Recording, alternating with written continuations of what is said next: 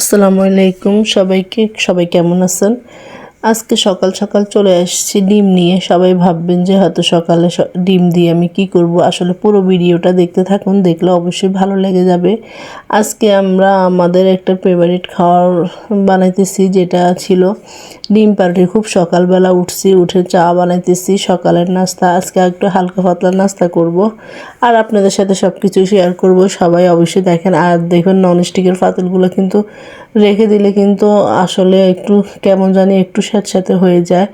এটা পরে এখন ধুয়ে ভালো করে পরিষ্কার করে এখন আমি ব্যবহার করবো। আসলে অনেকগুলো আছে তো মানে কোনটা রেখে কোনটা ব্যবহার করবো আসলে সবসময় মনে থাকে না কোনটা ব্যবহার করছি আর কোনটা রেখে দিছি। এই হচ্ছে অবস্থা।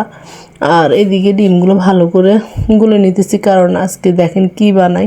আজকে পাউরুটি দিয়ে ডিম দিয়ে মানে খুব একটা মজাদার খাবার তৈরি করব, যেটা আমাদের বাচ্চারা খুবই পছন্দ করে। আমি কিন্তু ছোটোবেলায় খুবই পছন্দ করতাম। আমার নিয়ে একটা পাউরুটি নিয়ে আসছি, যেটা দিয়ে এখন আমি এগুলা বানাবো। আর কথা হচ্ছে খুবই মজা লাগে। আপনারা অবশ্যই কমেন্ট করে জানাবেন ছোটোবেলায় কে এভাবে পাউরুটি দিয়ে ডিম দিয়ে ভালো করে ভেজে খাইছেন। অবশ্যই কমেন্ট করে জানাবেন। আমার কিন্তু খুবই ভালো লাগে, খুবই মজা লাগে এরকম 1 পিস 2 পিস পাউরুটি খেতে। আসলে আমাদের বাসায় সবাই এরকম খায়, তাই আজকে সকালের নাস্তাটা শুরু করছি এটা দিয়ে। আর সকালের নাস্তাটা যদি আসলে নর্মাল হয়, আমার কাছে কিন্তু খুবই ভালো লাগে। সকালের নাস্তা কিন্তু পেট ভরে কিছু খাওয়া আমার পছন্দ না, বা আমি খাইও না। আর যেহেতু আমার ডায়েট আছে, তাই আমি আমার ডায়েটের খানা খাই। আমি আসলে এগুলো এত অ্যালাউ করি না। সবাই হয়তো ভাববেন যে আপু আপনি ডায়েট করেন তারপরে আবার এগুলা খান না। আসলে আমি এগুলা খাই না, এগুলা আমি অ্যালাউ করিও না। তবু আমার ঘরে যেহেতু বাচ্চারা আছে, ওদের জন্য আমি এগুলা তৈরি করি। বাচ্চাদেরকে দেখবেন এক এক দিন এক একটা তৈরি করে দিলে ওদের খুবই ভালো লাগে, মজা লাগে। তাই ওদের জন্য আমি এক এক দিন এক একটা জিনিস তৈরি করি। যদিও নিজে কষ্ট হয়, তবুও তৈরি করার চেষ্টা করি সব কিছু। সাথে আমার ভালোবাসার মানুষ আপনারা তো আসেনই আপনাদের সাথে শেয়ার করার জন্য। আমি তো সবসময় রেডি থাকি, যতটুকু পারি সবসময় আপনাদের সাথে শেয়ার করার চেষ্টা করি। কিছু না কিছু ভিডিও আপনাদেরকে তুলে ধরার চেষ্টা করি। আর এদিকে কথা বলতে বলতে কিন্তু আমার পাউরুটিগুলো একটু দাগ লেগে গেছে। এখন কিছুই করার নাই। আমার ভালোবাসার মানুষদের সাথে চলতে গেলে দেখা গেছে আমার একটু একটু ক্ষতি হয়। এখন আমি কি করব?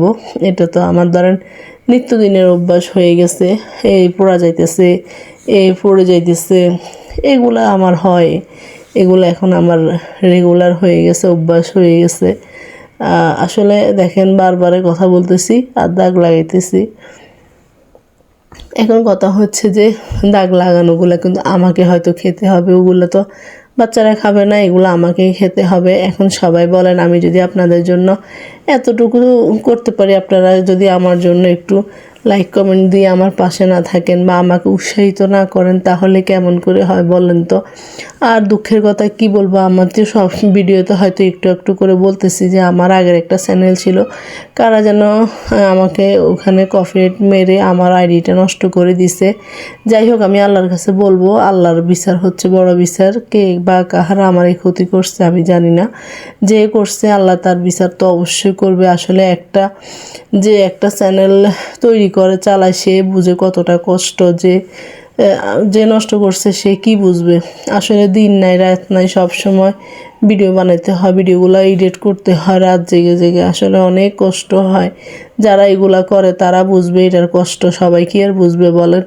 আমার কষ্ট হচ্ছে এখানে যে আমি এত কষ্ট করে সব কিছু করার পরে যদি বিফলে যায় কেমন লাগে বলেন তো? আজকের নাস্তা এ পর্যন্ত। সবাই ভালো থাকবেন, সুস্থ থাকবেন। বাকি ভিডিও দেখার জন্য অবশ্যই অপেক্ষা করবেন। আল্লাহ হাফেজ।